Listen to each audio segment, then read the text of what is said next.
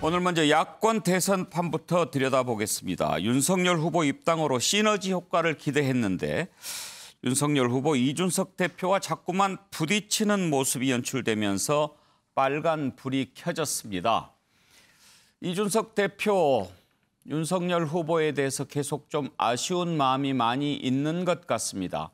함께 모여서 봉사하는 모습 보이자고 해도 참석하지 않고 심지어 윤석열 후보 측이 봉사활동하는 것과 관련해서 그쪽 캠프에 있는 한 인사가 원희룡 후보 쪽에 그쪽도 가지 맙시다. 뭐 이런 얘기를 했다는 말이 전해지면서 이러면 곤란하지 않느냐 이런 얘기가 나왔습니다. 이준석 대표 그런 말 들었다 확인했지만 문제 삼지는 않겠다라고 하는데 또 그 과정에 후보들 쪽에서 자꾸 이런저런 얘기가 나오지요. 뭐 누구는 돌고래고 누구는 멸치냐 이런 얘기까지 나오는데 앞으로 어떻게 정리가 될까요? 관련된 내용을 먼저 들어보겠습니다. 의원들 간에는 자유롭게 좀 의견을 좀 교환하는 경우가 있습니다. 그러니까 예. 보이콧라는 표현을 쓴 적이 없고요. 전화 통화는 저는 있었던 걸로 알고 있는데 그게 이제 보이콧을 뭐 일방적으로 요구했다 이 표현은 좀 와전이 된 것 같아요. 그러면 이게 당의 어떤 경선 관련 행사의 초대 대상은 당의 후보 등록을 한 사람으로 이제까지 이렇게 되어 왔습니다. 그러니까 저희도 저희도 아직 당내 후보 등록 안 하고 있고요. 당내 후보 등록을 하면은 당에서 진행하는 모든 절차에 다 충실히 따라야 됩니다. 당연히 당내 후보 등록을 하게 되면요. 그 모든 절차에 충실히 따르려고 하고. 저도 비단 직원이 어떻게 적용할까 계속 고민했거든요. 만약에 누가 그걸 곡해가지고 우리 후보를 괴롭힌다면 그건 제가 보호하겠지만은 예. 그 실화나 이런 것들을 제가 보호할 수는 없고요. 네네. 지금 보니까 딱히 그 캠프에서 필요로 하는 것 같지도 않아요. 돌고래는 마음대로 이제 뛰어놀고 싶다고 하니까 돌고래가 어디서 맞고 오면 제가 챙겨주겠지만은 네. 돌고래가 혼자 어디 가서 이렇게 하는 거는 제가 어떻게 제어하면 싫어하더라고요. 또 그러니까 돌고래는 네. 관리받기 싫어합니다. 예. 자, 네 분 패널 먼저 소개합니다. 정기람 전 국무총리 비서실 정무실장, 신성범 전 국회의원, 김두수 전 민주통합당 사무총장, 정혁진 변호사 나오셨습니다. 어서 오십시오. 신성범 의원한테 먼저 좀 물어볼까요? 지금 보이콧 얘기가 나온 게 지난번에 쪽방촌 봉사활동하러 가는데 윤석열 후보 캠프 쪽에 있는 사람이 원희룡 후보 쪽에 그거 보이콧 합시다 이런 얘기를 했다는 거죠. 신지호 정무실장이 말하는 걸 봐서 보이콧이라는 말은 안 했어도 예를 들어서 예. 원희룡 후보한테 전 지사한테 거기 갈 겁니까? 우리는 못 갈 것 같은데요. 근데 왜 대표가 저런 식으로 저런 행사를 왜 하죠? 예. 이런 식으로 했을 가능성이 있는 거죠. 그렇죠. 왜냐하면 이게 이제 사실 속내가 정진석 의원이 말한 그 부분에 이게 우리 급이 다르다. 예. 체급이 다르다. 한마디로 그 이야기잖아요. 그러니까 돌고래하고 다른 사람 멸치 13명은 다 이렇게 받아들일 수 있는 그런 저 캠프에 다 멸치는 아니고 고등어도 있는 모양입니다. 중간급은 고등어인지 예. 모르겠는데 그 정도 이제 저 상태 인식을 보여주는 대목에서 다른 후보들이 발끈하는 거고 이준석 대표 입장에서는 이준석 대표가 준비한 행사 아니에요. 저게 쪽방촌. 저거는 경선준비위원회에서 서병수 위원장이 준비했던 건데 분명히 저도 내용 자체는 좀 어색해요. 왜 그러냐면은 13명, 14명이 되는 사람이 특징도 있어야 되고 하는데 이게 또 구의원, 시의원 나온 분들의 행사처럼 보이는 대목이 있어요. 그러니까 진지하지 않고 희화화시키는 대목이 있다고. 물론 봉사라는 명목은 좋지만. 그래서 저기에 대한 행사 내용에 대한 저도 왜 그랬을까라는 생각은 들지만 적어도 당에 입당한 사람이라면 못 가는 이유도 이야기하고 좀 뭐라 그럴까. 처음 행사니까 같이 가는 이런 모습을 좀 노력을 더 했어야 되는데 물론 윤석열 후보만 빠진 게 아니에요. 그때 뭐 홍준표 후보가 가고 유승민 의원 다른 일정이 있다 그러고 최재형 후보도 빠졌는데 공교롭게도 이른바 여론조사에서 1, 2, 3, 4위로 조사되고 있는 그분들이 빠져나오니까 뒷말이 나오는 건데 그 근저에는 적어도 윤석열 후보 측에서 당을 바라보는 태도 좀 더 정확하게는 이준석 대표를 바라보는 태도가 녹아 있는 거죠. 글쎄요, 뭐 네 사람까지는 고등어급으로 봐야 될지 그건 잘 모르겠는데 궁금한 것은 신성범 의원 보시기에 어떻게 보면 윤석열 후보하고 이준석 대표하고 부딪힐 이유가 없지 않습니까? 그런데 왜 이런 모습이 자꾸 나오는 걸까요? 이준석 대표가 보기에는 자신의 임무는 경선 관리에 있다고 보는 거고 14명이든 13명이든 함께 꼭 특별 해줄 이유가 없다라고 판단하는 것 같아요. 그런데 윤석열 후보 쪽에서 보면 그동안 말씀드리지만 우리는 단순한 그 14명 중에 한 명이 아니다. 가장 앞서 있고 어떻게 보면 정권 교체에 있어서 가장 선두주자인데 우리를 그렇게 급이 다른 사람하고 같이 취급하는 것은 말이 안 된다는 그런 생각을 깔고 있는 거고 다시 말해 헤게모니 주도권 싸움이 있는 거예요. 그러니까 당을 먼저 그 당을 앞서 있는 후보로서 앞으로 대선의 전략과 이런 걸 전부 다 본인이 캠프에서 주도하고 싶은 생각이 있는 거고 이준석 대표는 여기에 대해서 전혀 아닌 그런 생각을 기본적으로 깔려 있는 거죠. 그리고 이준석 대표가 젊기 때문에 이준석 대표는 지금까지 대통령 선거 때 일반적인 그런 당대표와 달리 자기가 젊은 세대들 이끌고 와서 MZ 세대를 이끌고 와서 당에 도움이 될 거라는 분명한 생각을 갖고 있으면서 자기 역할을 할 생각이 있는 거예요. 김두수 총장 분석을 한번 들어보고 싶은데요. 뭘까요? 지금 윤석열 후보 쪽에서는 내가 대통령이 되려면 2번을 달고 출마를 해야 될 것 같기는 한데 그렇다고 해서 그쪽에 이렇게 함몰되는 모습을 보여서는 도움이 안 될 수도 있다 이런 생각을 하는 걸까요? 예, 당연히 그런 생각도 있는 것 같고요. 제가 볼 땐 첫 번째로는 리더십이 충돌하는 것 같습니다. 리더십 스타일이 이준석 대표는 약간 완벽주의자로 해서 절차나 과정 이런 것들을 마련하는 걸 중요시하고 그런 것들을 통해서 뭔가를 푼다고 생각하는데 윤석열 후보 측은 도전자형이라서 대장이 누군지 주도권을 누가 가졌는지 어떻게 적을 풀어가는지 여기에 더 과정을 더 중요시하기 때문에 그 과정에서 서로가 좀 안 맞는 게 분명히 있는 것 같고요. 두 번째로는 말씀하신 것 중에 자 집단적인 그룹으로 속하는 게 아니라 나는 다르다. 나는 단독이다. 이 생각이 있는 것 같고요.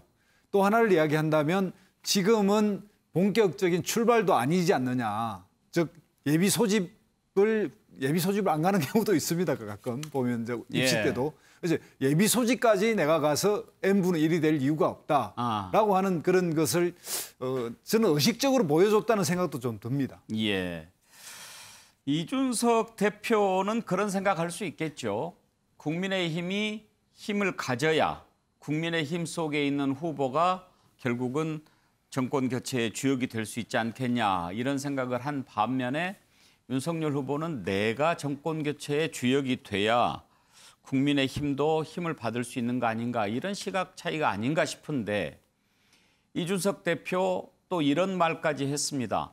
보이콧한다고 해놓고 한 게 뭐냐. 그게 바로 후쿠시마 발언 아니냐. 이렇게 또 질렀습니다.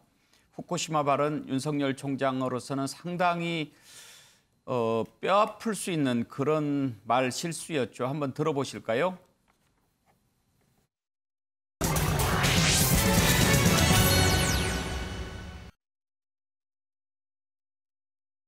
인류 역사상 원전 사고라고 하는 게 이제 사실은 체르노빌이 원전 사고고 후쿠시마는 이제 저거는 지진과 해일이란 말이에요. 그리고 방사능이 외부에 유출되고 사람이 죽고 다친 건 아니란 말이에요. 이미 인터넷판에 활자화된 그거는 저희 후보의 발언 취지와는 완전히 다른 거거든요. 그러니까 체르노빌과 같은 방사능 유출은 없었다는 발언을 한 건데 마치 후쿠시마에서 방사능 유출이 없었다고 하는 그러니까 아니 대한민국 사람이라면 지금 후쿠시마 때문에 일부 그 해수가 오염이 돼서 일본산 생선에 대해서 거부감이 있다는 거를 왜 모릅니까? 대한민국 국민이라면 그 다 아는 사실인데 그거를 야권의 유력 후보가 모르고 발언한 것처럼 이렇게 그런 뉘앙스로 비춰줄 수 있는 게 기사화된 거 아닙니까? 남 실장 일단 저 발언은 해명에도 불구하고 상당히 논란이 있어요. 그렇습니다. 저게 그냥 단순한 실수 이런 차원이 아니라 실제로 윤석열 후보라고 하면요, 뭐 주 120시간 노동 문제라든지 부정식품 문제 거의 하루에 한 건 망언 시리즈라고 해도 과언이 아닐 정도거든요. 근데 이게 지금 뭐 신지호 정무실장 얘기하는 것처럼 뭐 캠프 내에 레드팀을 만들어서 이걸 좀 어떻게든 해보려고 한다 이렇게 얘기하는데 저는 그런 근본적인 문제에 좀 차이가 있는 것 같아요. 이게 속성과외, 대선 수업을 속성과외를 통해서 배운 어떻게 보면 좀 아까 뭐랄까 좀 이렇게 측은한 모습 같기도 해요. 저는 오히려 국민의 마음을 얻기 위한 근본적인 어떤 국정운영 철학이라든지 비전을 가다듬는 데 노력해야지 기본적으로 지금 뭐 당내 갈등도 마찬가지입니다만 뭐 세 분리기라든가 대세론으로 이것을 돌파하려고 한다든지 이러면 이럴수록 그 대세론이 굉장히 모래성처럼 허물어질 수 있다는 것입니다. 그런 맥락에서 지금 현재의 발언들을 단순히 어떤 현장에서의 발언해놓고 또 기자들한테 해명하고 이런 양상이 계속되는 한 윤석열 지지도 굉장히 허물어질 가능성이 높기 때문에 아마 국민의힘 내부뿐만 아니라 윤석열 후보 진영도 어떻든 빨간불을 켜고 예. 다시 처음부터 시작한다는 자세로 하지 않으면 저는 큰 낭패를 볼 가능성이 커 보입니다. 정혁진 변호사 시각을 한번 들어보고 싶은데 이런 갈등이 앞으로도 또 재연될 가능성이 있다고 보십니까? 그거는 제 생각에는 전적으로 윤석열 전 총장, 윤석열 후보에게 달려있다라고 생각을 하는 게 왜 저런 말을 할까? 저는 아직 검사의 그 색을 물을 빼지 못했기 때문이다. 지금 1개 후보인데 그런데 마치 검찰총장인 것처럼 아직도 생각하는 것이 아닌가 그 생각을 하거든요. 왜냐하면 검사는 말을 마음대로 할 수가 있어요. 왜냐하면 자기가 갑이니까. 하지만 정치인 특히 후보는 울트라을 아닙니까? 어떻게든 주위에 있는 사람들 특히 유권자들의 마음을 사야 되는 사람인데 그렇게 근데 조금 전에도 보셨지만은 태도 같은 것들도 조금 건방진 그런 느낌도 좀 들고 저게 이제 고위 검사장급 이상 그 검사님들의 일반적인 모습이 아닌가 하는 생각이 들 정도로 그렇기 때문에 윤 총장 입장에서는 저런 지적들을 기분 나쁘다고 생각하시면 안 되고요. 뼈저리게 느끼고 내가 바뀌어야 된다. 내가 정치를 하려고 했으면 거기에 맞게 로마에 가면 로마의 법을 따라야 되지 않겠습니까? 그런 부분들을 해내게 되면은 다시 지지율이 올라갈 것이고 그렇지 않고 계속적인 실수가 이어지게 된다면 그러면 이제 미래는 장담할 수 없을 것이다. 저는 그렇게 생각이 듭니다. 그런데 신성모 의원, 정치인들이 말 실수하면 가끔 언론 탓을 많이 하기는 합니다. 그런데 후쿠시마 발언 같은 경우에는 부산일보하고 인터뷰했던 내용이 이제 그 올라왔다가 또 삭제하고 이러면서 논란이 불거지기는 했습니다만 그 전에 매일경제와 인터뷰한 내용이라든지 이런 걸 들어보면 일관되게 주장을 하고 있거든요. 그런 걸 보면 언론 탓으로 돌리기에는 좀 문제가 있지 않냐 이렇게 보는 시각이 많습니다만. 그러니까 후보가 어떤 이야기를 해놓고 대변인단이나 캠프에서 나와서 주워 담아야 하는 이런 상황이 계속되고 있는데 이게 위험한 거죠. 왜 저렇게 되느냐 하면 제가 볼 때는 이게 고민을 많이 안 했다는 증거인 거예요. 그러니까 무슨 말이냐면 주요한 국가적 현안에 대해서 적어도 생각이 정리가 안 되는 거예요. 생각이 정리가 안 돼 있다는 말은 무슨 뜻이냐. 주요한 것과 부차적인 것. 경중 완급에 대한 자기 생각이 정리가 안 돼 있어. 그러니까 말이 길어지는 거예요. 설명이 길어져요. 장황해진다 그러죠. 장황해지니까 자꾸 추가적인 설명이 이어지고 그래서 터집 잡힐 만한 그런 발언이 자꾸 이어지는 이런 형국이 계속되고 있다. 예. 그나마 다행인 것은 코로나 감염자와 접촉했다는 이유로 빌미로 어찌됐건 며칠 동안 윤석열 후보가 직접적인 대면 접촉이 없이 며칠 동안이나마 집에서 칩거했던 게 그나마 다행이다. 만약에 저게 계속 노출됐더라면 제가 볼 때는 적지 않은 그런 또한 말실수가 나왔을 공산이 크다. 그래서 적어도 8월 30일, 31일 날 후보 등록 때까지만이라도 굉장히 좀 생각을 어떤 준비해서 나가서 발언해야 되지. 옛날처럼 그냥 막 생각나는 대로 이렇게 다시 한번 말했다가는 지금 언론이 얼마나 언론 환경도 윤 후보한테 불리해진 상황에서 다시 책을 잡힐 가능성이 높다라고 봐요. 예, 오죽하면 1일 1설화 이런 얘기까지 나오는데 또 이런 얘기를 해서 지금 논란이 일고 있습니다. 박근혜 전 대통령 수사와 관련해서 사실 내가 구속을 하려고 했던 게 아니었다 이런 식으로 얘기를 해서 지금 논란이 되고 있습니다. 국민의힘 소속 한 의원과 만나서 그런 얘기를 했다는 겁니다. 내가 박근혜 전 대통령을 불구속 수사하려고 했다. 그런데 소환 일정을 조율하는데 언론에 보도가 돼서 그러지 못했다. 이런 얘기를 했는데 직접 한 얘기가 아니니까 녹취는 없습니다만 국민의힘 의원이 그런 얘기를 들었다라고 하면서 공개가 된 겁니다. 김두수 총장. 예. 이 문제는 두 가지 측면에서 봐야 할 것 같습니다. 하나는 과연 윤석열 전 총장이 박근혜 전 대통령을 불구속 수사하려고 했을까? 그게 사실일까 하는 것 하나. 그리고 또 하나는 이준석 대표가 탄핵의 강을 넘으려고 했잖아요. 그런데 본인은 아직 그 탄핵에 대한 어떤 부담에서 벗어나지 못하는 모습, 이런 것을 비친 것, 이게 또 하나 문제가 될 것 같아요. 예. 당시 중앙지검장이었고 예. 결국은 본인이 구속을 시켰는데 이걸 이렇게 이야기하는 게 전혀 해명이 안 된다고 이야기하는 생각이 들고요. 이거는 그 같은 당의 국민의힘의 홍준표 후보가 정확하게 이야기했고 홍준표 후보의 입을 통해서 이게 말이 안 되는 거짓말이다라고 하는 것을 증명해야 되는 게 어쩌면 좀 코미디 같은 일이기도 합니다.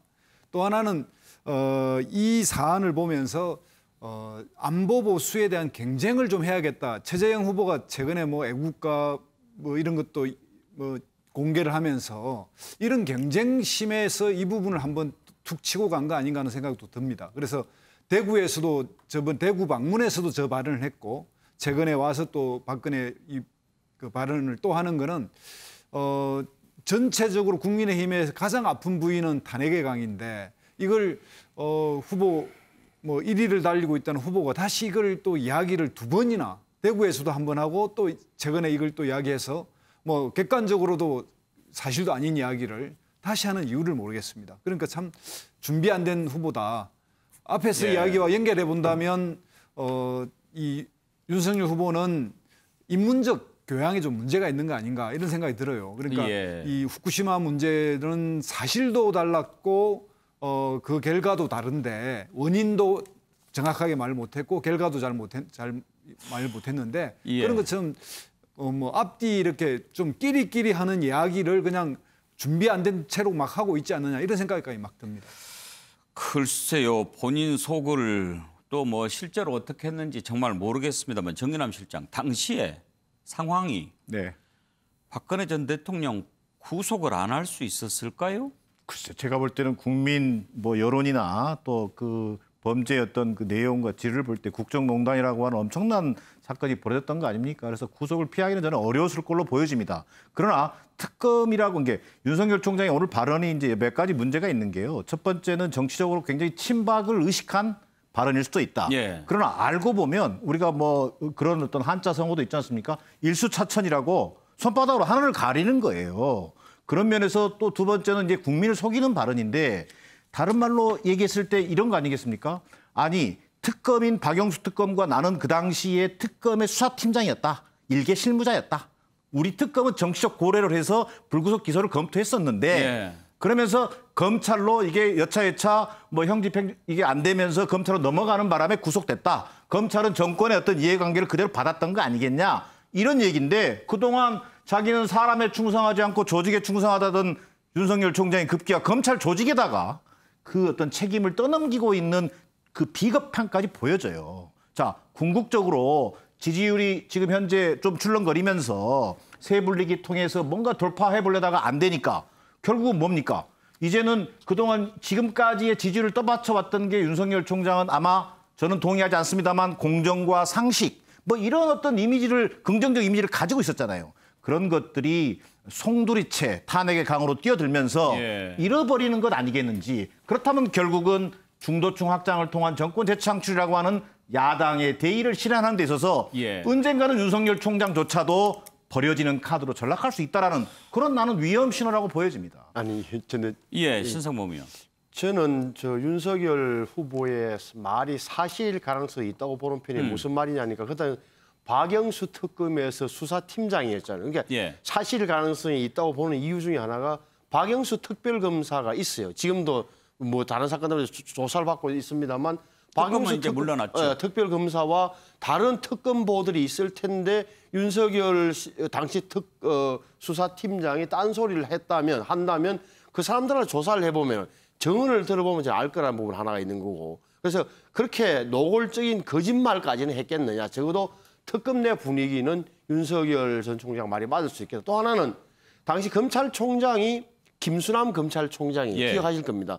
결국 박근혜 대통령 구속하는데 최종적인 결정은 김수남 총장이 했던 거예요. 그런데 김수남 총장한테 이야기를 들어보면 특검에서 넘어온 수사 서류가 너무나 완벽해서 검찰로서는 어쩔 수 없었다든지 아니면은 이런 부분이 정언이 나올 거다. 그래서 지금 그 윤석열 전 총장의 저 말에 대한 적어도 박근혜 당시 대통령을 불구속하려고 했다는 저 말에 대한 판단은 당부는 2명의 전직 검사 박영수 특별검사와 김수남 검찰총장이 알고 있을 거다라는 점에서 꼭 말씀드리고 싶어요. 근데 그 발언의 진실을 이제 박영수 특검과 뭐 김수남 총장의 문제로 뭐 끌고 갈 수도 있겠습니다만 저는 근본적으로 그 이후의 상황을 보면 또 알 수 있는 내용이 있는 거예요. 자, 2019년 4월 달에 서울중앙지검장의 신분이었었어요. 그 상황에서도 형집행정지가 신청됐을 때 또 기각했던 거 아닙니까? 자, 그럼 어떻게 설명할 거예요? 그 당시에는 수사팀장이었기 때문에 사실은 불구속 기소를 건의했지만 내가 어쩔 수 없다. 근데 중앙지검장일 때는 또 뭐로 설명할 거예요? 문재인 대통령 그 어떤 충실한 뜻을 정부의 뜻을 존중하기 위해서 그랬다? 결국은 저런 얘기 자체는 대선 후보가 아니라 수사팀장으로서는 할 수 있는 얘기입니다. 대선 후보의 어떤 자질까지도 의심케 하는 저는 굉장히 또 형편없는 발언으로 보여져요. 아니 방금 전에 앵커께서 여쭤보신 거 있잖아요. 말씀하신 대로 이준석 대표가 대표될 때 대구 가서 탄핵의 강을 건너자고 했는데 굳이 왜 윤석열 후보는 왜 저런 일을 했을까 하는 대목에 대해서 저도 저 대목은 좀 있는 것 같아요. 예를 들어서 윤석열 후보의 머릿속에 박근혜 대통령에 대한 부담감이 분명히 있는 거예요. 8월 달에 8월 2일 날 입당하냐 아니면 8월 10일 날 이야기 나왔던 이유 중 하나 제가 추측컨대는 만약에 8.15에 박근혜 전 대통령이 특사로 나올 경우에 그걸 여파를 우려한 측면이 저는 분명히 있다고 봐요. 그런 심리적인 부담감, 박근혜 대통령이 특별사로 나왔을 때 자기 수사했던 윤석열 씨에 대해서 뭐라고 이야기할지 이런 대목에 대한 부담감은 분명히 있었다고 저는 봐요. 그러면 저렇게 이야기하면 만약에 박근혜 전 대통령이 사면돼서 나오면 아이고 그러셨어요. 그렇게 이야기할까요? 그 판단은 제가 뭐 내릴 수 없겠습니다만 적어도 제가 특검 안에서 저는 불구속 수사할 생각이 있습니다라는 말은 적어도 박근혜 전 대통령을 따르거나 어떻게 보면 안타깝게 생각하는 사람들 입장에서는 고개를 끄덕거릴 수 있는 그런 측면은 계산 가능한 거죠. 본인이 직접 얘기를 한 걸 우리가 들은 게 아니라서 나중에 또 어떤 해명이 나올지는 모르겠습니다만 정혁진 변호사는 불구속 수사하려고 했다라는 말의 진정성 어떻게 생각하십니까? 저는 객관적으로는 가능성이 있다라고 판단이 됩니다. 왜냐하면 지금 그 박근혜 국정농단 특검법이 2016년 말에 그 통과가 돼가지고 박영수 특검 체제가 되지 않았습니까? 그때 윤석열 전 총장의 신분은 대전 고등 그 검찰의 검사였어요. 그런데 이제 수사팀장으로 간 거죠. 그런데 이 특검법이 언제 종료가 됐냐면 2017년 2월 28일 날 종료가 됐어요. 근데 그리고 나서 박근혜 전 대통령에 대한 탄핵이 3월 10일 날 있었고 그다음에 이제 박근혜 전 대통령 구속은 3월 31일이었거든요. 근데 저 포함해서 많은 사람들이 저 정도가 되면은 박근혜 전 대통령이 하야하지 않겠느냐라고 생각을 했는데 끝까지 하야하지 않고 버티다가 결국 구속이 됐는데 저는 뭐 역사에 가정은 없다라고 하지만 예컨대 만약에 박근혜 전 대통령이 그 중간에 하야를 했으면 물러났으면 과연 검찰이 구속까지 시킬 수 있었을까? 결국은 지금 문제가 된 건 뭐냐면은 2017년 3월 31일에 그 박근혜 전 대통령이 구속이 됐지만 그때는 윤석열 총장이 아직까지는 대전 고등검찰청의 그냥 검사였고 검사장은 아니었단 말이에요. 그런데 그런 상황이었으니까 지금에 와가지고 윤 총장이 옛날 그때는 그랬다라고 이야기할 수는 있는 것이 아닌가 그 생각은 듭니다. 이런저런 논란이 되는 발언에 대해서 원희룡 후보 쓴소리를 쏟아냈습니다. 한번 들어보실까요? 과거의 친이 친박 대파 싸움으로 우리 당이 이 나라까지 몰락해 왔습니다. 오만과 무례와 분열의 주인공들은 어제 입추였습니다마는 찬바람과 함께 추중기처럼 증발할 거라고 생각합니다. 예. 자, 김두충 총장, 원희룡 후보의 말은 그런 말들은 결국은 다시 갈등과 분열로 가는 발언밖에 안 된다 이런 평가인 거죠? 네, 그렇습니다. 당 내에서 원희룡 후보 이렇게 원희룡 도지사 전에 이제 그 당에서 활동할 때 친박 친이 이런 문제 때문에 굉장히 많은 피해를 당했고 당시에 뭐 남원정 이런 핵심 그룹으로서의 당을 바꿔보려고 했지만 번번이 다 실패해 왔고 또 그런 것에 뭐 본인은 이제 당의 어떤 개혁파로서 등장하려고 하는 이 시점에 다시 또 과거를 불러와서 다시 세력을 만들어서 또 친박 그룹을 확보한다, 친이를 확보한다 이런 거에 대해서 아마 도저히 용서가 안 됐을 겁니다. 그런 차원에서도 원희룡 지사가 상당히 용감하게 본인이 586임에도 불구하고 586의 기득권을 다 이번에 타파하는 것이 시대 정신이다 이렇게 이야기할 정도로 용감한 발언을 하고 있는데 그런 측면에서 아마 다시 한번 그걸 강조하지 않았나 이렇게 생각이 듭니다. 예. 자, 방금 원희룡 후보 얘기도 들어봤습니다만 이제 윤석열 후보가 이런저런 실수 또 태도 논란 이런 걸로 약점을 드러냈다고 본 걸까요? 당내 후보들의 견제도 이제 본격적으로 시작이 되고 있는데 그 내용 살펴보겠습니다.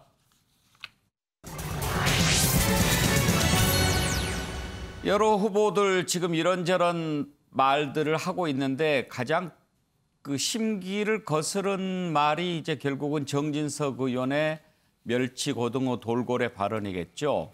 그렇지 않아도 윤석열 후보에 대해서 별로 좋은 마음 안 가지고 있었는데 누구는 멸치고 누구는 고등어냐 이제 이런 마음까지 들게 만들었으니까요. 자, 그동안 계속된 말 실수 그리고 또 다른 문제들 이런 부분들에 대해서 당내 후보들이 던지는 말을 좀 들어보겠습니다.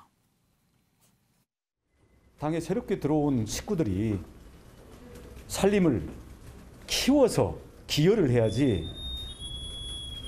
살림을 키우는 데는 관심과 능력이 없이 물려받을 재산 싸움만 하는 모양새가 되는 게 아닌지 매우 유감스럽고 그 점에 대해서 예의주시하고 있습니다. 멸치 돌고래 논쟁은 일단 애초에 그런 프레임을 가지고 이야기했던 정진석 의원이 실수했다고 봅니다. 본 게임이 지금 출발도 안 했는데 아예 그냥 뭐 내가 좋아하는 지지하는 후보는 돌고래고 나머지는 뭐 고등어 멸치라라고 이렇게 격하는 듯한 프레임이지 않습니까? 그래서 이준석 당대표도 좀 발끈해서 반박을 했던 거고 그래서 저는 그렇게 누구는 돌고래고 누구는 멸치다라고 이렇게 분리해서 규정하는 것 자체가 정진석 의원이 좀 과도하게 윤 총장을 옹호를 하다 보니까 실수한 게 아닌가 생각이 들고요. 그래요. 신성범 의원 사실 저 말을 듣는 다른 후보 기분 좋을 리가 없죠. 일단 홍준표 후보는 윤석열 후보가 돌고래냐 또 그 자체도 인정을 안 하려고 하더군요. 그러니까 말이에요. 홍준표 후보가 아마 제가 볼 때는 그 윤석열 후보를 공개하는 최선봉했을 것 같고 오늘 깜짝 놀랐는데 유심히 봐야 될 대목이 바로 원희룡 전 지사예요. 원희룡 후보가 지금까지는 사실은 저희들끼리는 뭐라고 이야기했냐면 윤석열 후보의 작은 집처럼 표현이 이상합니다만 좀 파트너처럼 보였던 측면이 있는데 어제 오늘 말씀하시는 거 보니까 전략을 바꾼 것 같아요. 각을 세우고 가는 것 같죠? 각을 세우고 가는 것 같아요. 저 대목이 상당히 중요해요. 이게 홍준표, 원희룡 두 후보가 윤 후보를 굉장히 내용 있게 때리고 유승민 후보가 지금 굉장히 조심스럽지만 정책적인 측면에서 준비가 안 된 점을 윤석열 후보나 최재형 후보를 다 공격하고 있거든요. 저 대목이 이어진다면 제가 볼 때는 그게 기존 당내파와 신규로 있던 입당파 간에 적어도 정치 초보와 정치에 오래 있었던 분들 간에 전선이 명확해지고 저렇게 되면 뭐 아주 치열해진 경선이 될 것 같고 민주당 못지않은 그런 어떤 이목을 끌 수 있는 대목을 저는 봐요. 예, 정혁진 변호사. 멸치, 고등어, 돌고래 발언 실수죠? 일단은 지지율이 뭐 압도적인 차이가 있으니까 지지율만 보면은 돌고래일 수도 있을 것 같다라고 생각을 하는데 체격만 돌고래면 뭐 하겠습니까? 속이 밴댕이 소갈만 하면은 그 뭐 돌고래인들 그게 무슨 의미가 있겠는가 일단 그런 생각이 들고요. 그다음에 이제 원희룡 전 지사죠. 전 지사가 상속받을 재산 이야기를 했는데 제 생각에는 과연 상속받을 재산이 있는가? 저는 없다라고 보거든요. 한 푼도 상속을 못 받을 수도 있는데 지금 뭘 해야 되냐면 재산을 만들어서 그걸 키워가지고 이제 얻을 생각을 해야지 아직 있지도 않은 재산을 마치 이제 있는 것처럼 상정을 하고 저런 식으로 형제간의 내분을 일으키면 그러면은 있던 재산 얼마 되지 않는 재산도 날아가는 것이 아닌가 우려가 됩니다. 예, 계속해서 얘기를 들어볼 텐데요. 지금 법무부가 이재용 삼성전자 부회장 가석방 심사위원회를 오늘 열었죠. 그래서 이재용 삼성전자 부회장 가석방 어떻게 될까 지금 초미의 관심사인데 법무부 박범계 장관이 곧 발표를 할 거라고 합니다. 연결이 되는 대로 생중계해드리도록 하겠습니다. 현장이 지금 준비가 되고 있는데 법무부 장관이 발표하게 되면 저희가 연결을 하도록 하겠습니다. 정결함 실장. 네. 일단 이 내부의 견제는 이제 어느 정도 예상이 됐는데 지금 민주당 경선과 비교해 봤을 때 구도를 한번 전망을 해보신다면 어떻게 물고 물리는 관계가 될 것 같습니까? 이제 민주당까지 포함해서 아니요, 민주당을 따로 하겠습니다만. 예. 이제 기본적으로는 저는 이제 윤석열 대세론이 하나의 큰 이제 중심이 될 것 같아요. 과연 이 윤석열 대세론이 지금 현재 이제 위기에 닥친 거지 않습니까? 이를테면 지금 지지율 정체, 컨벤션 효과를 반짝 보더니 어쨌든 오늘 내일 발표된 여론조사들을 보면 거의 뭐 이재명 후보와 거의 그 오차범위 내로 좁혀져 버렸단 말이에요. 또 어떤 조사는 지는 결과도 있고 그런 면에서 본다면 윤석열 변수를 중심으로 볼 부분이 하나 있고 또 두 번째는 이제 윤석열을 제외한 이를테면 대체적으로 거론했던 최재형이라든지 이런 그 소위 정치 경험이 굉장히 일천한 후보들이 일부 있는 거고요. 예. 근데 저는 주목해야 될 후보들은 역시 아까 신성범 의원께서 말씀하셨습니다만 이른바 그 국민의힘의 박힌 돌들, 이른바 홍준표, 유승민, 소위 이른바 또 한 분이 누구죠? 원희룡. 예. 나름대로 그동안 그 세 분들의 정치 구력을 합치니까 한 70년 된다고 그러더라고요. 이분들이 그동안 야당의 정치를 하면서 예. 소위 이른바 쌓아왔던 어떤 정책, 어떤 내공, 비전 이런 것들이 저는 어느 시점에 시너지를 발휘하면 결국은 윤석열 대세론과 부딪히게 되고 그것이 정권 재창출이라고 하는 야당의 목표에 누가 더 한 걸음 더 먼저 가느냐 뭐 이런 것들이 중심이 될 걸로 보여지는데 중요한 것은 지금 윤석열 후보가 급기야 뭐 윤석열 지지층 사람들 뭐 현역 의원들이 그 경선판을 가락시장 뭐 거의 생선 좌판으로 바꿔버렸잖아요. 예. 저는 윤석열 후보가 이준석 대 윤석열 대결 구도 또는 윤석열 대 여타 후보 대결 구도 이 두 개의 전술을 싸우고 있는 거예요. 예. 저는 그것을 좀 최소화하면서 예. 본인의 어떤 그 세과시에 집중할 것이 아니라 너무나 교과서적인 얘기입니다만 정책과 비전을 통해서 본인이 여론조사에서 급등했던 이유와 원인을 찾아내서 그걸 확장해 나가는 방식으로 전환이 없으면 저는 박힌 돌들의 화이팅이 좀 기대되는 측면이 있습니다. 신성범 의원, 일단 이준석 대표는 이제 뭐 여러 가지 전략이 있겠습니다만 낙관적인 전망은 좀 자제하는 것 같아요. 최근에 이런 얘기를 했죠. 이런 식으로 간다면 우리가 여권의 5% 정도 이상 차이로 질 수도 있다. 그런 얘기를 했는데 이제 그 전제가 윤석열 후보가 확실하게 필승 카드가 아닐 수도 있다. 이런 생각을 갖고 있는 것 같아요. 그런 인식이 깔려 있는 거죠. 저 말을 잘 들어야 될 게 이준석 대표의 예측이 맞다는 측면이 아니라 예. 지금의 여론조사의 기조를 보면 정권 교체론 대 정권 유지론이 적어도 4.7 재보선 후에는 20%포인트 이상으로 차이가 났다가 지난번 조사 보니까 한 8%포인트 좁혀지는 거란 말이에요. 저 부분이. 그러니까 예. 야당으로서는 저 추세선이 굉장히 중요하다. 따라서 정권 교체론이 조금씩 어떻게 보면은 희석되고 있는 분위기가 이어지고 있다. 반면 민주당은 어찌됐건 전당대회 컨벤션 효과든 뭐든 해서 조금씩 뭐 어떻게 보면은 기색을 회복한다는 대목. 또 하나는 당내의 저런 흐름이 적어도 당 대표와 가장 지지율이 높은 후보 간의 불협화음이 나오고 있다는 대목이 불안한 거예요. 저거는 두 사람 다 손해다. 저도 윤석열 후보도 20, 30대 지지가 높은 이준석 대표를 같이 가야 서로 보완 효과가 되는 거고 이준석 대표도 너무 날카롭게 세우지 말고 13분의 후보들을 다 함께 가서 어쨌든 정권 교체를 이룩하는데 가장 더 해야 된다는 그런 단합을 이루어야 된다는 그리고 제일 의무가 경선 관리에 있다는 점을 잊어서는 안 돼요. 예. 홍준표 후보도 지금 이런 비판을 하고 있지요. 한번 볼까요? 예. 홍준표 후보 발언. 예. 윤석열 후보가 조국 수사한 것 이것은 사실 여권 내부 권력 투쟁일 뿐이다. 윤석열 후보가 그런 것을 공정상식으로 포장하고 있다. 이렇게 얘기를 하는데 김두수 총장 이것도 이제 여러 가지 윤석열 후보의 그 강점으로 부각되는 것을 폄하하는 그런 발언인 거죠? 네, 그렇습니다. 특히나 이제 이게 여당에서 윤석열 후보를 주로 공개해왔던 용어이기도 하고 규정이었는데 같은 야당 내에서 이제 저런 이야기가 나오게 되니까 참 아이러니하기도 합니다. 그리고 이제 앞에 뭐 이준석 대표도 이렇게 5% 지고 있다는 이야기는 이준석 대표의 역할이 또 2030의 지지율을 가지고 있기 때문에 나를 무시하고는 윤석열 후보가 대통령 될 수 없어 이런 것도 한번 강조하는 의미도 있는 것 같고요.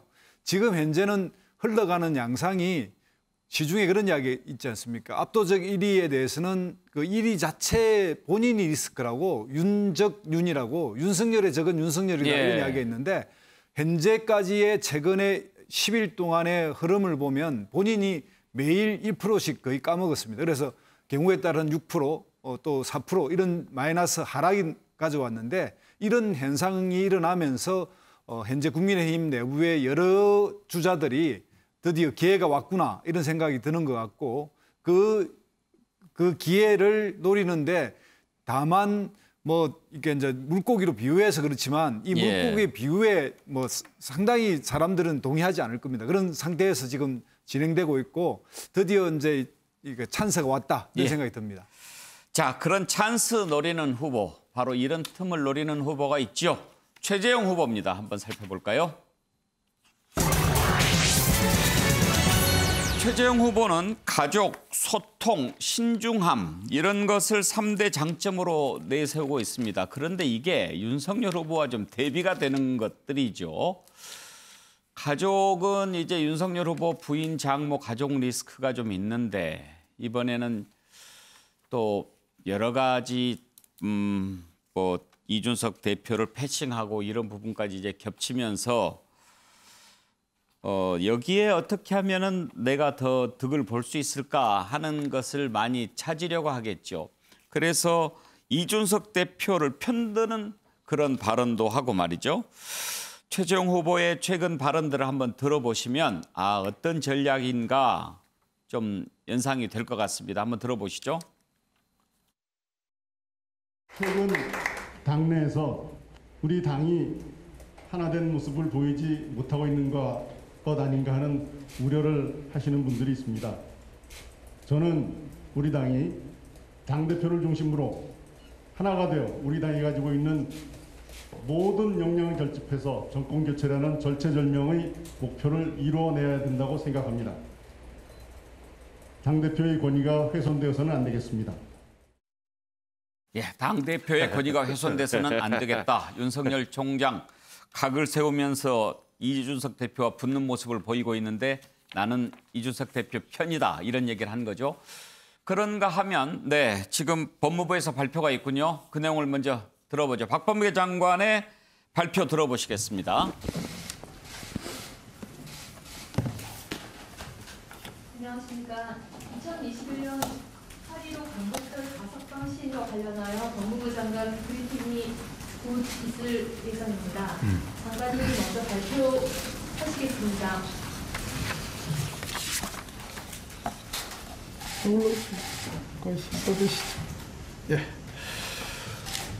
네, 2021년 광복절 기념 가석방 허가 발표문을 낭독하겠습니다.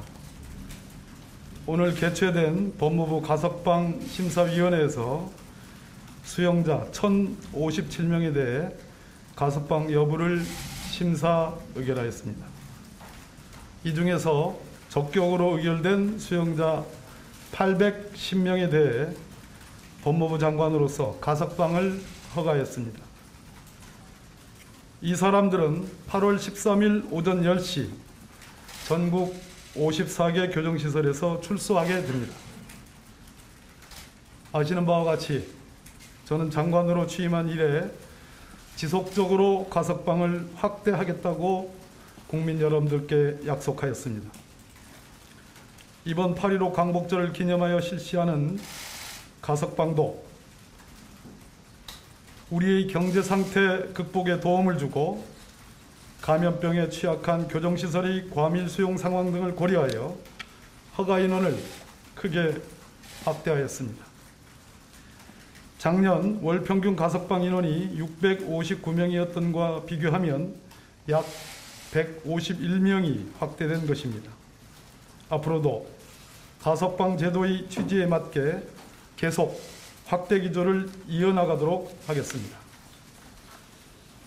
특히 이번 가석방에는 코로나19 장기화로 인한 국가적 경제 상황과 글로벌 경제 환경에 대한 고려 차원에서 이재용 삼성전자 부회장이 대상에 포함되었습니다. 이재용 삼성전자 부회장에 대한 가석방은 사회의 감정, 수용생활 태도 등 다양한 요인들을 종합적으로 고려하여 결정된 것으로 알고 있습니다. 또한 인도주의적 차원에서 미성년 자녀를 두고 있는 수용자 155명, 생계형 범죄자 167명 등 어려운 여건의 수용자가 대상에 포함되었습니다. 아울러 현재 코로나19 바이러스가 4차 대유행인 상황을 감안하여 환자, 고령자 등 면역력이 취약한 75명에 대해서도 가석방을 허가하여 사회 내에서 치료를 받을 수 있도록 하였습니다. 법무부는 현재의 교정시설 평균 수용률 110%를 105%로 낮추는 것을 목표로 가석방 확대를 지속적으로 추진하는 한편 심층 면접관 제도 도입, 재범 예측 지표 개선 등 내실화를 통해 국민이 공감하는 가석방 제도를 운영해 나가겠습니다. 예, 이재용 삼성전자 부회장이 이번에 가석방되게 됐다는 법무부 장관의 발표 들어보셨습니다. 정혁진 변호사, 그러면은 광복절이 일요일이니까 네네. 14일이 토요일, 13일 날 이제 석방이 되는 거죠? 네네, 그렇게 된다고 합니다. 네. 가석방은 법무부에서 이렇게 결정을 하는 겁니까? 그 가석방은 법무부 장관이 하는 거고요. 예. 그런데 그 법무부 장관이 임의로 한다기보다는 가석방 심사위원회라는 게 있어요. 거기 위원장은 법무부 차관이고 위원들은 법무부 장관이 선임을 하는데 위원회에서 가석방이 그 적격이다라고 생각이 되면 법무부 장관에게 신청을 하고 그러면 최종적으로 법무부 장관이 허가를 하는 그런 식으로 예. 절차가 규정이 되어 있습니다. 김두수 총장, 사실 그동안 여론조사 같은 걸 보면 이재용 부회장에 대해서는 가석방해서 경제발전 좀 노력하는 게 필요하다라는 여론이 더 높았어요. 예, 여론은 압도적입니다. 70% 이상 나오고 있고 그런데 이제 이게 사회 정의적 측면에서 옳으냐 문제인데 행기를 80% 정도 이렇게 지난 사람이 가석방 신청을 했을 때 심사 허가되는 비율이 지금까지는 0.3%였다 그러거든요. 결국은 이제 이재용 삼성 부회장이 0.3%에 속하는 건데 지금은 행기 60% 정도 채웠다 그러니까 그런 측면에서 문제가 있고 또 하나 이제 우리 시민들이나 국민들이 그런 것을 찬성하고 있지만 오너가 없으면 뭐 투자 결정을 못한다 이런 이야기는 사실 지분 3%를 가지고 있는 재벌 오너에 대한 정말 봉건적 사고거든요. 그러니까 오너가 있고 없고 관계없이 주식회사라고 하는 부분에 공적인 결정이 이루어져야 하는데 그것이 이루어지지 않는다라고 하는 건 여전히 그런 정근대적인 사고를 하고 있다. 이런 것의 반증이기도 하고 그런 것이 또 우리 국민들이 아직은 인정하고 있다는 거는 주식회사라고 하는 이런 제도에 대한 기본 원리에 대해서 아직 과거의 방식으로 이해하고 있다. 이렇게 이야기할 수도 있을 것 같습니다. 그래요. 가석방 대상인 것은 맞지만 그렇다고 해서 가석방이 되는 경우가 그렇게 많지는 않은데 그렇지만 이제 신성모 의원 가석방을 해준 것은 그만큼 가석방을 했을 때 뭔가 사회에 기여할 수 있는 그런 부분이 훨씬 더 크다. 이렇게 본 거 아니겠습니까? 맞습니다. 근데 저는 오늘 느낀 게 결론은 이재용 부회장 가석방으로 내놓고 법무부와 정부가 너무 형식을 많이 취한다.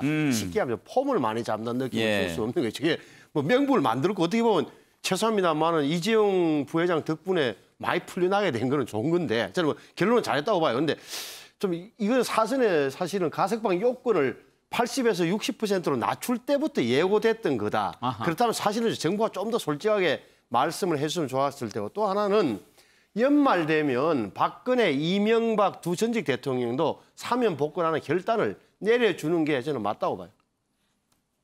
정진남 실장은 가석방 발표 어떻게 들으셨나요? 다소 좀 씁쓸한 면은 있습니다. 그러나 어쨌든 국민 여론 존중이라고 하는 그런 부분을 다시 한번 좀 생각하게 됐고요. 10사람 중에 7사람이 어쨌든 가석방에 찬성을 하고 있었지 않습니까? 자, 그러면 재판 전략으로 본다면 이재용 부회장이 지난 3월부터 소위 이른바 준법 감시라는 걸 만들어서 소위 준법 의지와 사회 기여라고 하는 그런 여론화 작업을 시작한 것이 물론 컸다고 볼 수 있겠습니다만 어찌됐든 이재용 부회장은 오늘 가석방 심의를 통해서 또 석방되는 걸로 인해 가지고 국민들에게 빚을 진 겁니다. 국민과 사회에 빚을 진 건데 그렇죠. 경제 활력, 특히 뭐 청년 일자리 창출 등이랄까 이런 데서 이재용 회장이 빚을 갚는 자세로 저는 좀 임했으면 좋겠다는 그런 기대입니다. 그런데 정혁진 변호사, 가석방은 사면과 다르잖아요. 네네. 가석방 했을 때는 이제 여러 가지 제약이 많이 따르게 되고 외국 출장도 쉽지 않고. 네. 그러면 현재 조건이 사면을 할 수는 있는 조건은 되잖아요. 그렇죠. 형이 확정이 돼 있습니다. 예. 가능성을 어떻게 보십니까? 사면에 대해서요? 예. 일단은 사면도 사면이지만 지금 그 다른 재판들이 더 중요하고 무거운 재판들이 진행이 되고 있기 때문에 사실은 사면이 큰 의미가 있을까 하는 그런 생각이 들고요. 그다음에 이제 가석방이라고 하는 것은 법으로만 보면 형기의 3분의 1만 초과하면은 가석방 신청의 대상이 될 수 있고요. 그다음 가석방이라고 하는 게 형을 선고한 것과는 좀 틀려가지고 전적은 아니지만 거의 대부분 수용 태도를 갖다가 보는 겁니다. 그래서 이 사람이 열심히 모범적으로 수용 생활을 하고 있으면 그러면 그거를 보고 풀어주는 것이기 때문에 법적으로 그렇게 크게 위반되는 것은 아니지 않나 하는 생각은 사실입니다. 예. 이재용 삼성전자 부회장의 가석방 결정됐다는 소식 전해드렸습니다. 왜 국민들이 석방해 주는 게 좋겠다라고 얘기했을지 깊이 새겨봐야 되겠죠. 자, 최재형 후보 얘기를 하고 있었는데 방금 전에 이준석 대표 편드는 발언 들어봤습니다. 그리고 가족과 관련해서 화제를 모았던 게요. 명절 때 온 가족이 다 모여서 애국가를 사절까지 부른다. 그런 얘기가 나오면서 너무 국가주의 아니냐 뭐 그런 얘기도 있었고 정말 찐 애국자다 이런 얘기도 있었는데 최재형 전 감사원장의 부인이 이런 영상을 올렸습니다. 한번 보실까요? 여보 그동안 착각하려잖아. 이런 얘기하면 너무 몰라서 못하는데 괜찮아요. 편하게. 당신이 항상 나 안 할래요. 그거 안 해야 될 것 같아요. 항상 아껴주고 도와주고 그렇게 살았는데 이제는 제가 그렇게 하고 살아야 되는 때가 온 것 같아요. 힘내시고 저도 열심히 돕겠습니다.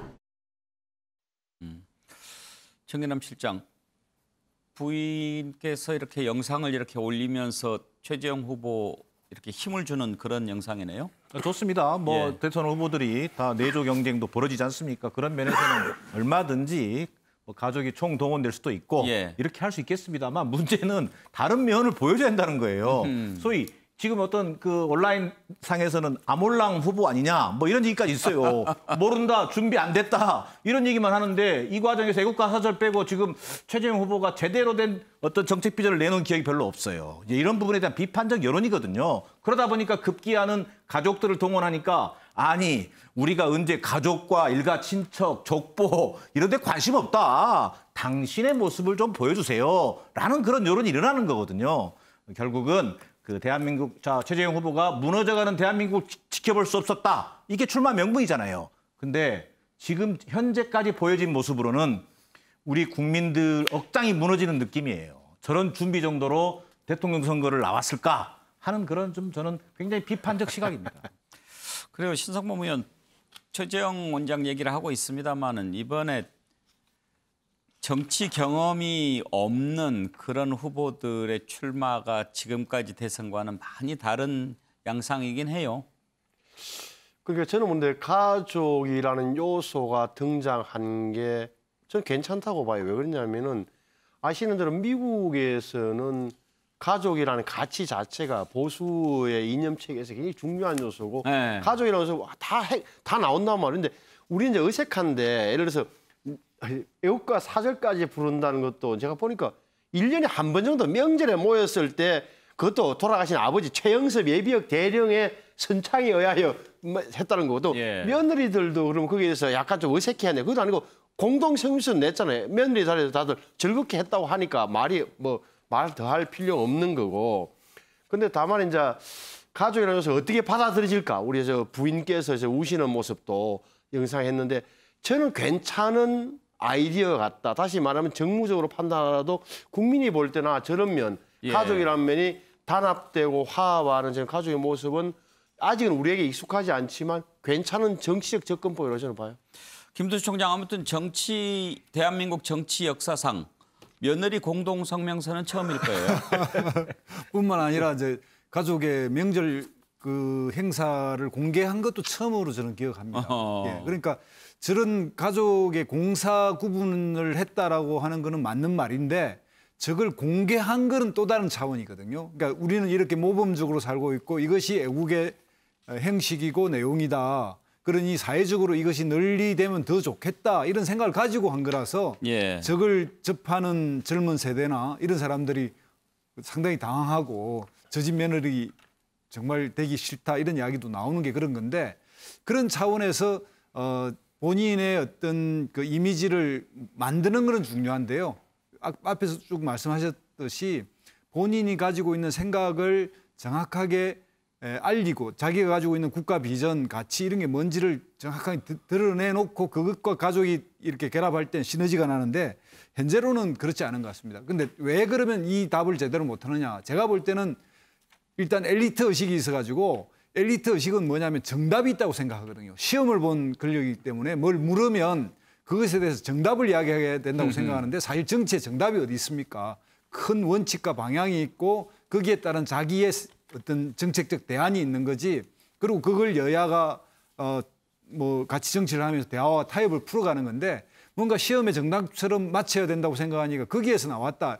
변명으로는 내가 감사원장 시절에 너무 이걸 준비해서 그러면 비판을 받을까 봐 솔직하게 이야기하기로 했다라고 약간 우회하긴 하지만 저는 조만간 이 빠른 시일 내에 최재형 후보가 본인의 가치 비전을 제시하지 못하면 저게 다 별무 소용이다 이렇게 생각이 듭니다. 어떤 것들이 국민 마음에 와 닿을지 지켜봐야 되겠죠. 그런데 정혁진 변호사, 그전에 윤석열 후보에 대해서 얘기하실 때 검사 출신의 한계 이런 지적을 많이 하셨잖아요. 네네.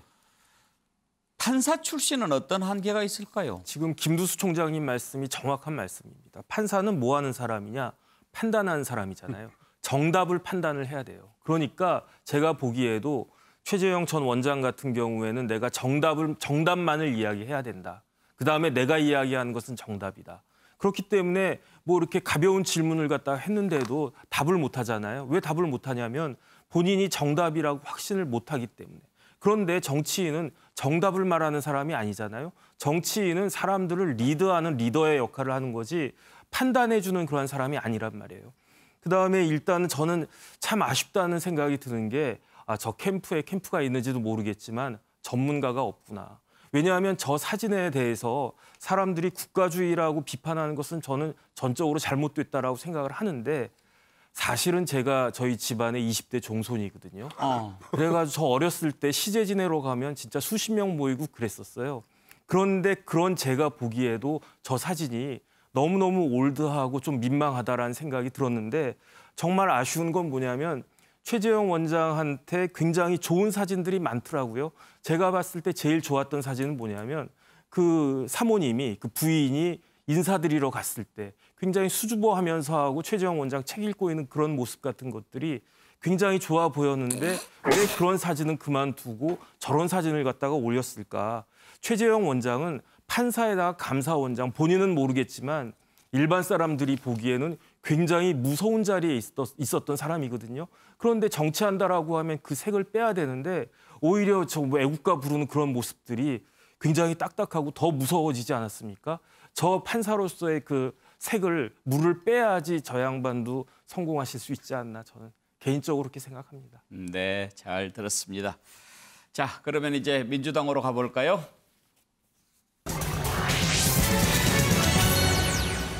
위험 수위를 넘나들면서 아주 아슬아슬한 공방전을 펼치던 이재명, 이낙연 후보가 휴전에 들어갔습니다. 그런데 휴전 합의를 한 것은 아니죠. 둘이 만나서 악수하고 이제 그만 싸웁시다 한 건 아니고 이재명 후보가 먼저 이제 네거티브 일체 중단하겠다라고 선언을 했고 이낙연 후보는 그거 진작에 내가 그만하자고 한 건데 이제 우리 제안에 답한 거네요. 늦었지만 내 제안에 응답해줘서 감사합니다. 이런 반응을 보였습니다. 떨떠름한 반응이죠. 그랬는데 이게 하루도 안 돼서 또 이낙연 캠프에서 그러면 그건 좋은데 지난 한 달 동안 흑색 선전한 거 그거 사과해야 된다. 이렇게 또 딴지를 걸고 나섰습니다. 지사직 유지하는 것에 대해서도 계속 공격하고 있고요. 얼마나 갈까요? 한번 전망해 보겠습니다. 관련된 내용을 먼저 들어볼까요? 우리 민주당 경선 과정에서 격화되고 있는 네거티브 공방에 대해서 당원과 지지자분들의 우려가 커지고 있습니다.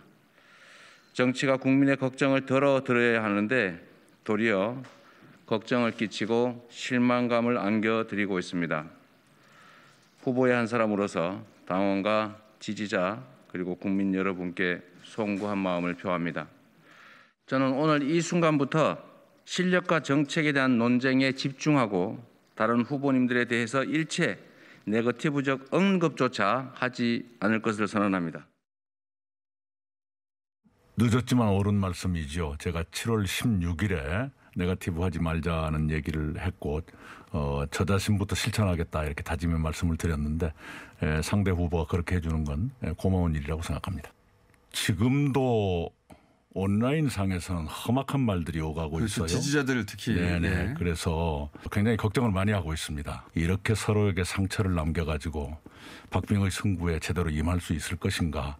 그런 점에서는 누구든 좀 더 현명해질 필요가 있다. 동지의 언어를 벗어나지 않아야 한다고 생각합니다. 자, 정예남 실장 두 가지가 궁금한데 먼저 네거티브 공방 치열했잖아요. 네. 그런데 만약에 그걸 안 하기로 했으면 두 사람이 만나서 악수하고 뭐 사과할 거 사과하고 이제 앞으로 페어플레이 합시다. 이렇게 한다면 몰라도 선언합니다라고 하는 것도 어떻게 보면 그것도 전략같이 느껴진단 말이에요. 전략이자 진정성이 전달이 안 되는 겁니다. 그래서 저는 어제 이제 일요일 날 갑자기 이재명 지사가 발표를 하길래 최소한 이런 생각을 해봤어요. 이낙연 후보나 정세균 후보나 전화를 걸어서 저는 진짜 진심으로 이렇게 생각합니다. 저 오늘 암흑의 몇 시에 이런 하겠습니다. 이렇게 했을까? 제 감각적 판단으로는 하지 않았을 거예요. 그저 언론을 상대로 플레이를 하는 것처럼 비치는 겁니다. 그러니까 이낙연 후보 측에서는 당장 어떤 판단을 하냐?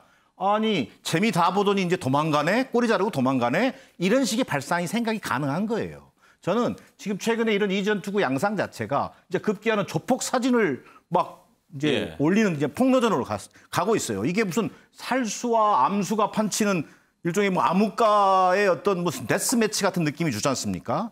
저는 이렇게 가면 본선 경쟁력을 갉아먹게 되고요. 결국은 비전과 공약은 가려지게 돼 있습니다. 그래서 우리가 흔히 네거티브를 독버섯이라고 표현하잖아요. 저는 지금이라도 그냥 선언이 중요한 것이 아니라 지금 당장 어쨌든 스스로 나부터라도 미래를 놓고 나는 경쟁하겠다 하고 당장 내일 모레 있을 TV 토론부터 실천적인 모습을 보여주는 게 더 중요하다. 이게 저는 이제 그걸 아마 정세균 후보 측 같은 경우도 일체 네거티브에 참여하지 않고 정책과 비전으로 승부를 보겠다. 뭐 이런 이제 따라가기 전략인데 한번 저는 관심 있게 지켜볼 포인트라고 보여집니다. 예, 자, 첫 번째 질문이 진정성이 있다고 보느냐였고 두 번째 질문은 약간 언급을 하시긴 하셨는데 얼마나 갈까? 저는 제가 지난번에 그 인파이팅을 이재명 후보가 인파이팅 하는데 얼마나 갈 것 같습니까? 그래서 제가 하루도 못 갈 거라고 얘기한 적이 있습니다. 저는 이 네거티브 경쟁이요. 하루 이틀을 못 갑니다. 자, 중요한 것은 후보 진영 자체의 근본적인 반성과 성찰이 전제되지 않으면 그래서 당 지도부가 적극적인 역할을 통해서 이것을 제어해주고 가이드라인을 만들어주는 그런 측면에서의 클린 검증단이라든가 이런 것들이 필요한 겁니다. 예. 김두수 총장은 휴전 선언 합의 얼마나 갈 것 같습니까? 본질적으로 얼마 못 갑니다. 이게 말하자면 동그란 네모 또는 부드러운 칼 뭐 이런 거 마찬가지입니다. 모순이네요. 예, 그러니까 선거라 하면 당선이 되게 하거나 당선이 되게 하지 않게 하는 운동을 모두 선거운동의 합법적 범주입니다. 그러니까 당선이 되게 하지 않게 하는 문제는 대체로 네거티브를 이야기하는 거고요. 본인이 당선되게 하는 거는 포지티브인데 문제는 이 네거티브의 성격이 흑색 선전이나 흔히 말하는 마타도 같은 이렇게 전혀 허위 사실을 유포하는 것이 문제인데 검증의 차원에서 할 수 있는 거는 어쩔 수 없다고 보는데요. 그런 측면에서 보다 근본적으로는 그렇습니다. 예. 국가 비전이나 큰 어떤 그 정책의 핵심을 가지고 이야기를 하면 그 정책의 옳고 그름을 가지고 주로 공반을 할 수 있는데 그 부분을 뚜렷하게 이제 제시하지 않는 상태에서 하다 보니까 자질, 도덕성 이런 후보의 개인사의 검증에 이제 치우치다 보니까 저런 일이 벌어지는 거고 또 하나 이제 이재명 후보가 일단 저런 발표는 잘했다고 보는데 이 발표를 저렇게 하는 이유는 내가 1등 후보이기 때문에 저걸 발표할 수 있습니다. 예. 그러면 실리도 없고 명분도 없거든요. 그래서 이제 이 후보 입장에서는 그렇게 지키나 보자 이러고 이제 다시 시비를 걸게 돼 있는 거고 그래서 내일 모레 이제 토론이 벌어지는데 예. 그 토론까지 지금 저 부분이 좀 연장될 거라고 생각되고요. 하나는 다만 이게 문제가 뭐냐면 이재명 지사가 되면 원팀을 할 수 있을까라고 이런 문제는 네거티브와 관계없이 문제가 좀 되고 있다고 생각이 듭니다. 한번 보지요. 그런데 이제 마타도어, 네거티브, 검증 이런 것들은 좀 구별이 돼야 될 텐데 일단 뭐 이렇게 싸우지 말자. 그러니까 네거티브로 싸우지 말자라고 한 거죠. 안 싸울 수는 없는 거고. 그런데 그 얘기를 하고 반나절도 안 돼서 또 이낙연 후보에서 문제를 삼고 나선 것은 바로 지사직 관련된 겁니다. 이 부분 앞으로 계속 문제가 될 것 같은데 오죽하면 이재명 후보 지사직과 경선 사퇴, 중도 사퇴까지 둘 중에 하나 고르라고 그러면 경선 사퇴라고까지 얘기를 했어요. 한번 들어보겠습니다. 제가 경선에 나가는 건 저의 선택이고 도지사로서의 직무를 하는 건 책임이죠. 그러니까 이 도지사직을 누리는 권력 또는 권리라고 생각하면 그만두는 게 훨씬 이익이죠. 제가 지금 경선에 상당한 불이익을 입고 있지 않습니까? 그런데 이거를 책임이라고 보면 함부로 던지면 안 되는 거죠. 아마도 제가 선거운동에서 좀 유리함을 확보하겠다고 도지사직을 던지면 무책임하다는 비난이 더 클 것 같아요. 정말로 둘 중에 하나를 굳이 선택해야 된다면 도지사로서의 책임을 다하는 게 더 맞다. 예를 들어서 기본소득 홍보에 34억을 썼는데요. 그런 일이 계속 생긴다는 것은 바람직하지가 않죠. 그건 경기도의 업무가 아니잖아요. 미국 언론의 광고까지 해야만 경기도 도민의 삶이 좋아지나요? 네, 그건 좀 과하지 않습니까? 공방을 자제하자고 하는 마당에 굳이 말하고 싶지 않습니다만 흔히들 도청 캠프라는 용어를 많이 쓰고 있습니다. 그런 얘기는 안 듣게 하시는 게 좋죠. 지사직 유지 어떤 게 맞는다고 생각하십니까? 일단 제가 봤을 때 법과 그 상식에 괴리가 있는 것 같아요. 왜냐하면 이렇게 공직자가 직을 사퇴하라고 하는 것은 그 선거운동에 있어서 공정성을 담보하기 위한 거 아니겠습니까?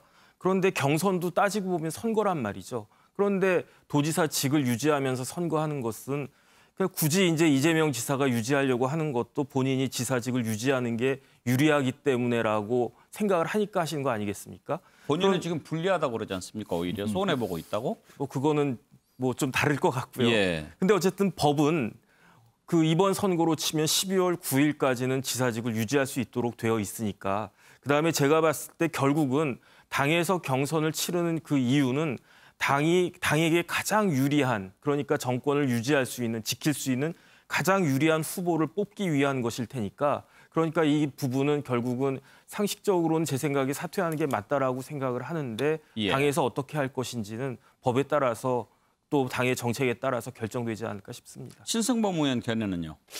우선 놀란 게 이재명 후보, 이재명 지사의 정치적 어법이 대단하구나.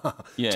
우리가 상식적으로 보면 저게 현역 프리미엄이잖아요. 그러니까 지금 유지하는 것도 분명하게 저게 도움이 되니까 하고 있는 게 분명해 보이고 이낙연 후보 쪽에서 경기도청 캠프 그러니까 도청에 있는 공무원들이나 이런 분들이 다들 알게 모르게 직간접적으로 경선에 활용되고 있다는 점을 지적하고 있는데도 불구하고 오히려 직을 유지하는 게 경선에 불이익을 받고 이런 식의 예. 말씀을 표정 하나 안 바꾸는 거 보고 좀 깜짝 놀랐는데 어찌됐건 현역 프리미엄이 있는 거리고 또 하나는 도지사직이 갖고 있는 집행권, 집행 권력을 활용해서 예를 들어서 지난번에 그 재난지원금 우리 경기도에는 100% 주겠다고 100% 주겠다고 말씀하셨던 것도 거기에 근거한 거였단 말이에요. 그런데도 야, 눈 하나 깜짝 안 하고 이게 사실 손해 보는 건데 내가 불이익인데 내가 책임을 다하기 위해서 예. 이 자리에 있는 겁니다라고 하는 저 생각은 상식과는 다르고 저런 말씀을 공개적으로 한 것 자체가 정말 대단하다고 생각이 들어요. 정의남 실장 시간이 얼마 안 남았는데 짧게. 네.